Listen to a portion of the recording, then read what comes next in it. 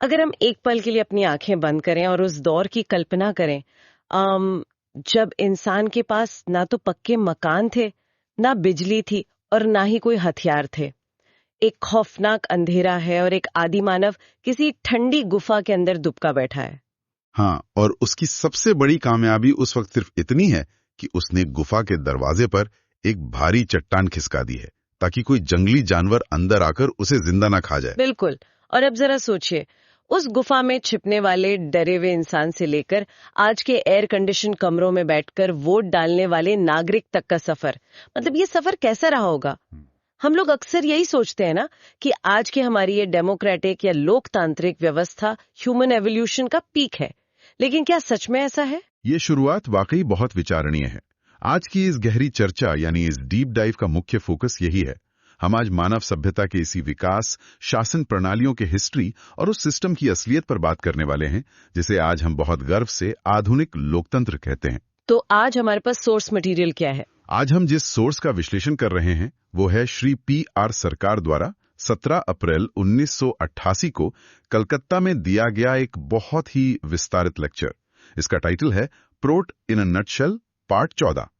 और इस मटेरियल का दावा यह है कि जिस व्यवस्था को हम लोकतंत्र मानकर पूछते हैं वो असल में एक बहुत बड़ा भ्रम हो सकती है। और इस डीप डाइव में आगे बढ़ने से पहले एक छोटी सी बात क्लियर करना जरूरी है। आज हम जिस हिस्टोरिकल और पॉलिटिकल मटेरियल पर बात कर रहे हैं उसमें कुछ बहुत ही रेवोल्यूशनरी और शायद कंट्रोवर्शियल विचार भी हैं, पर हमारा मकसद यहाँ किसी भी पॉलिटिकल आइडियोलॉजी का पक्ष लेना बिल्कुल नहीं है। एकदम सही कहा। हम बस निष्पक्ष रूप से उस मूल स्रोत में दिए गए तर्कों को समझने की कोशिश कर रहे हैं, क्योंकि जिस सिस्टम का हम हिस्सा हैं उसकी बुनियाद को समझे बिना कोई भी जागरूक नागरिक नहीं बन सकता। सही बात है। तो चलिए इस इंटरेस्टिंग कहानी की शुरुआत करते हैं एक बहुत ही कॉमन शब्द से, यानी गणतंत्र। इस कहानी की जड़ें इसी शब्द में छिपी हैं। सोर्स मटेरियल बताता है कि यह शब्द एक्चुअली बना कैसे।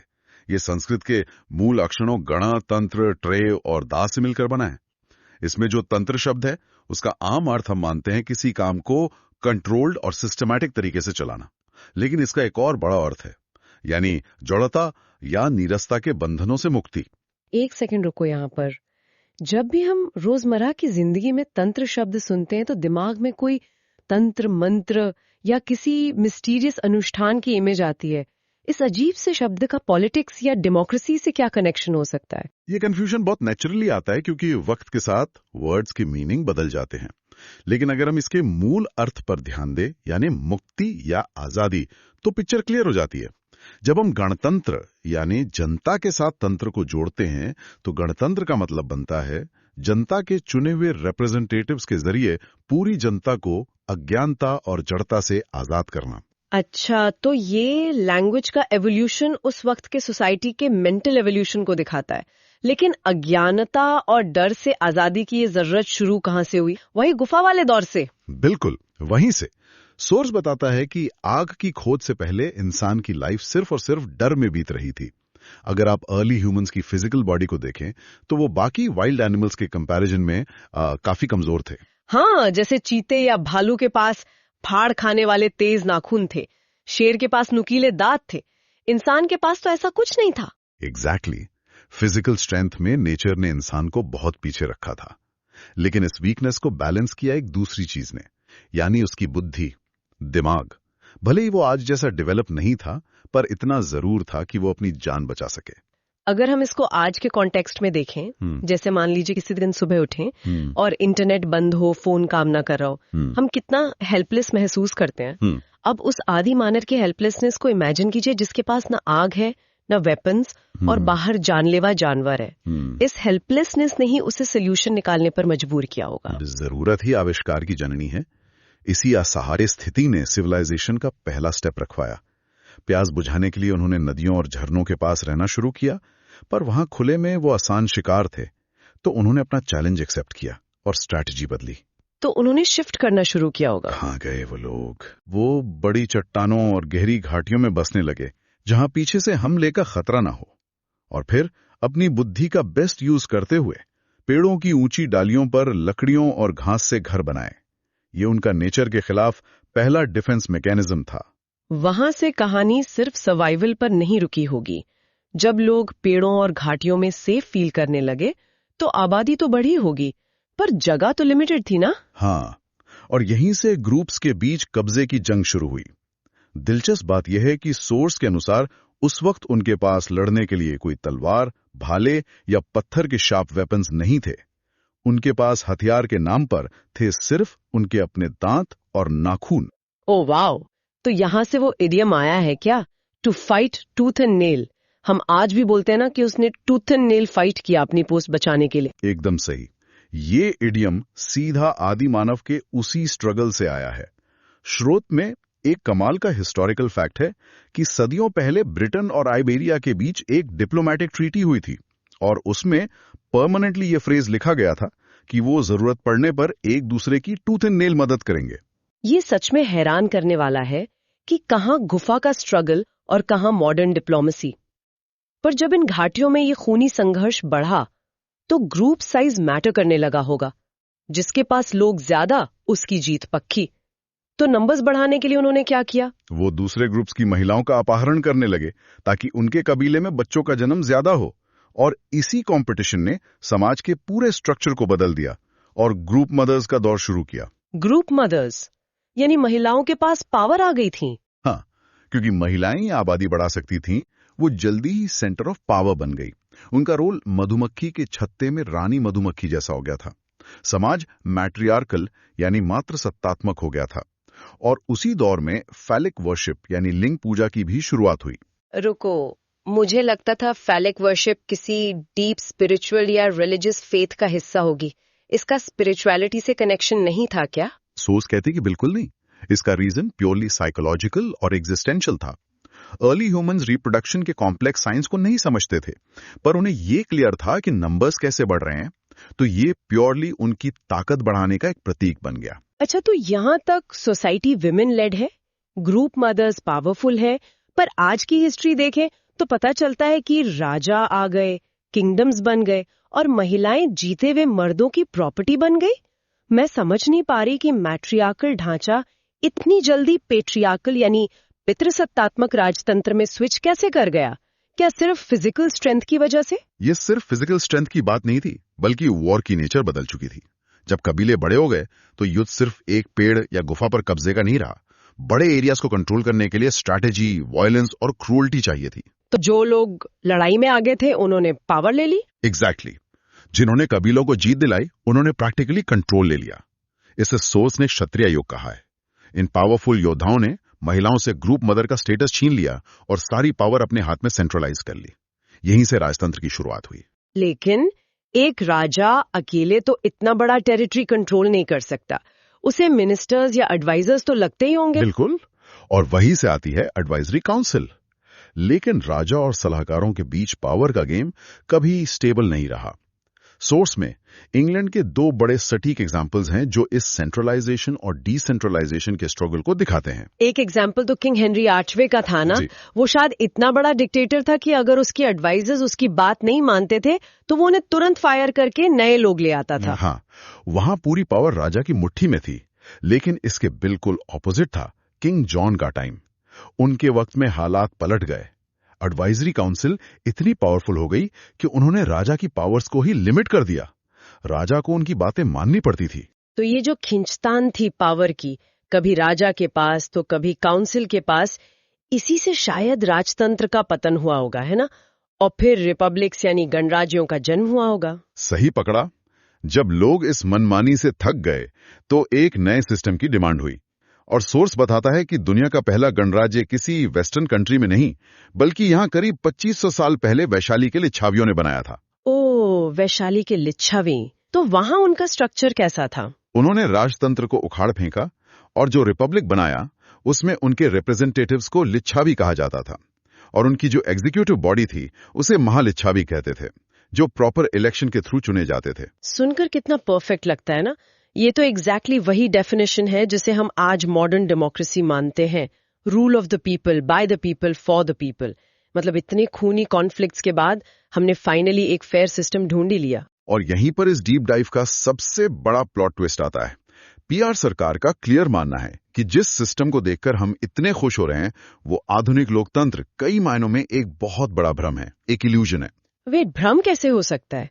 दुनिया के इतने बड़े देश रिपब्लिक है, इंडिया है, यूएस है, हम प्रॉपर वोट करते हैं, ये सब दिखावा थोड़ी ना है। इस इल्यूजन को समझने के लिए हमें गवर्नेंस के टाइप्स देखने होंगे। ऑथर कहते हैं कि कुछ देशों ने मोनार्की खत्म नहीं की, बल्कि उसे सिंबॉलिक मोनार्की बना दिया। जैसे इंग्लैंड या स्वीडन का एग्जाम्पल लीजिए। वहां राजा या रानी होते हैं, पर ऑथर उन्हें माथे पर लगी एक कॉस्मेटिक बिंदी कहते हैं। कॉस्मेटिक बिंदी, ये कंपैरिजन वाकई मजेदार है। यानी ट्रेडिशन दिखाने के लिए सजावट के तौर पर लगा ली है, पर उसका एक्चुअली कोई प्रैक्टिकल फंक्शन नहीं है आज की डेट में। एकदम सही। थ्योरेटिकल पावर और प्रैक्टिकल पावर के बीच का फर्क समझना ही यहाँ असली मुद्दा है। इंग्लैंड की रानी के पास थ्योरी में पावर है कि वो रॉयल नेवी के सारे जहाज बेच सकती हैं, लेकिन प्रैक्टिकली वो उन जहाजों के डेक पर रखी एक चेयर भी अपनी मर्जी से नहीं बेच सकती। उनका काम बस पार्लियामेंट के डिसीजंस पर रबर स्टैंप लगाना है। चलो, ये इंग्लैंड और स्वीडन वाली बात समझ आती है, लेकिन अमेरिका और हमारे यहाँ तो ऐसा कोई सिंबॉलिक राजा या रानी नहीं है। हम तो प्रैक्टिकली और थ्योरेटिकली प्रॉपर रिपब्लिक हैं। तो हम लोग रियल डेमोक्रेसी हुए ना? ऑथर यहाँ एक बहुत तीखा सवाल उठाते हैं। उनका मानना है कि ऐसे देश खुद को भले ही रिपब्लिक कहें, पर अगर आप डेप्थ में जाएंगे तो वहां आम जनता के पास बेसिक बोलने तक की फ्रीडम नहीं होती।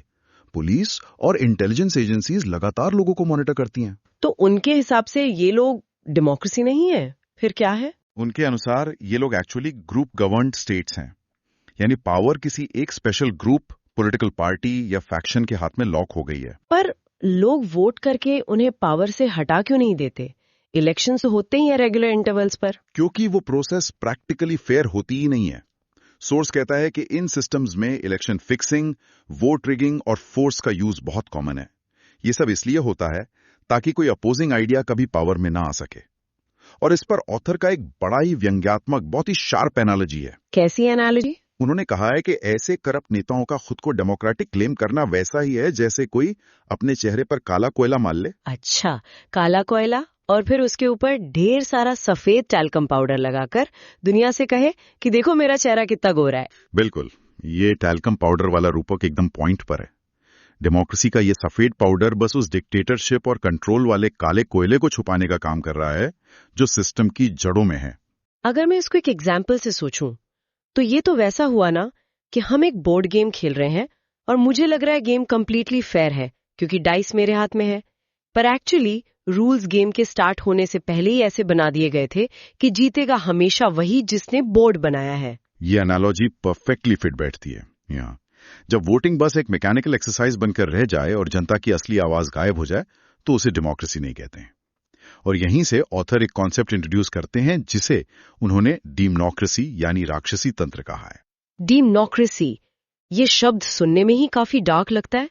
डेमोक्रेसी आखिर इस डीमोक्रेसी में बदल कब जाती है?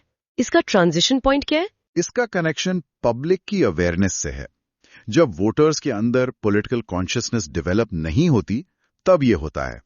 जब लोग अपने वोट का लॉन्ग टर्म इम्पैक्ट नहीं समझते और लालच या झूठे वादों के जाल में फंस जाते हैं, तब ऑनेस्ट लोगों के लिए इलेक्ट होना इम्पॉसिबल हो जाता है। और फिर कंट्रोल उन सेल्फिश लोगों के हाथ में चला जाता है जो सिस्टम को धाप लेते हैं, वही काले कोयले की तरह। तो आखिर सोल्यूशन क्या बताया है पीआर सरकार ने? क्या कोई प्रैक्टिकल रास्ता है या बस होपलेसनेस है? यहां पीआर सरकार प्राउट प्रिंसिपल लेकर आते हैं। प्राउट यानी प्रोग्रेसिव यूटिलाइजेशन थियरी। इस इकोनॉमिक और सोशल आइडियोलॉजी में वो एक पर्टिकुलर क्लास की बात करते हैं जिसे उन्होंने सदविप्रा कहा है। उनके अकॉर्डिंग इस प्रॉब्लम का एक ही इलाज है और वो है सदविप्रों का शासन। सदविप्रा, पर ये लोग हैं कौन? सुनने में तो किसी यूटोपियन सोसाइटी का आइडिया लग रहा है कि कुछ हाई मॉरल वाले लोग आएंगे और दुनिया सडनली ठीक हो जाएगी। ये असली दुनिया में काम कैसे करेगा? रुको, इसको किसी सेंट या साधु से कंफ्यूज मत कीजिए। सदविप्रा वो लोग हैं जो बहुत इंटेलिजेंट हैं, हाई मॉरल कैरेक्टर के हैं और सोसाइटी की एक्चुअल केयर करते हैं। लेकिन ये कोई मैजिक नहीं है। ऑथर ने क्लियरली दो चीजों को अवॉइड करने को कहा है। पहला, ब्लाइंड फिजिकल फोर्स यानी अंधा हिंसा, और दूसरा क्या? दूसरा, आइडल इंटेलेक्चुअल एक्स्ट्रावैगेंसा, यानी बस आराम से कमरों में बैठकर लंबी चौड़ी थ्योरी डिस्कस करना और ग्राउंड पर कुछ न करना। इन दोनों से कुछ ठीक नहीं होगा। तो फिर वायलेंस और खाली बहस को हटा दें तो सोल्यूशन बचा क्या?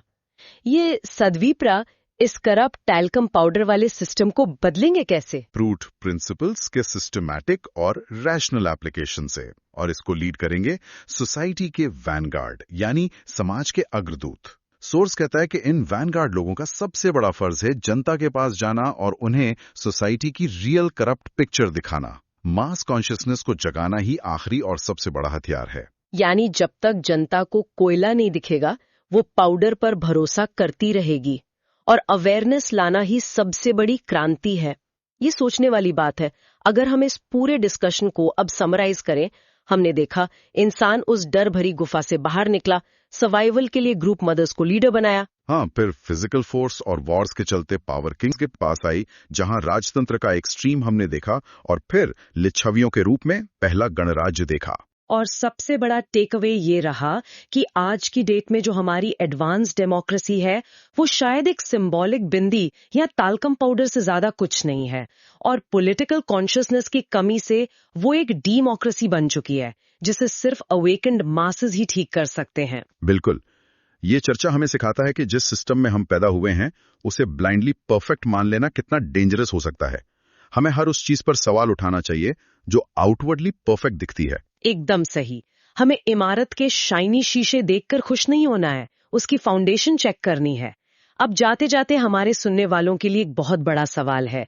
1988 में जब ऑथर ने ये मास कॉन्शियसनेस को जगाने की बात की थी, तब दुनिया अलग थी। हाँ, आज के कॉन्टेक्स्ट में ये पॉइंट वाकई कॉम्प्लेक्स हो जाता है। आज जब सोशल मीडिया एल्गोरिदम्स और एआई कंट्रोल कर रहे हैं कि हम क्या पढ़ेंगे और क्या सोचेंगे, तो आप सब खुद सोचिए, क्या आज के वक्त में इन वैनगार्ड लोगों के लिए आम जनता की कॉन्शियसनेस जगाना आसान हुआ है, या फिर इस टेक्नोलॉजी और नॉइज के बीच ये मिशन वर्चुअली इम्पॉसिबल हो गया है? इस बारे में ध्यान से सोचिएगा। ये वाकई आज के टाइम का सबसे क्रिटिकल क्वेश्चन है। असली लड़ाई अब जमीन पर नहीं, हमारी स्क्रीन्स और हमारे माइंड स्पेस में चल रही है। बिल्कुल। आज की इस गहरी और विस्तारित चर्चा में हमारे साथ रहने के लिए बहुत बहुत शुक्रिया। मिलते हैं अगले डीप डाइव में एक नए कॉन्सेप्ट और एक नए नजरिए के साथ।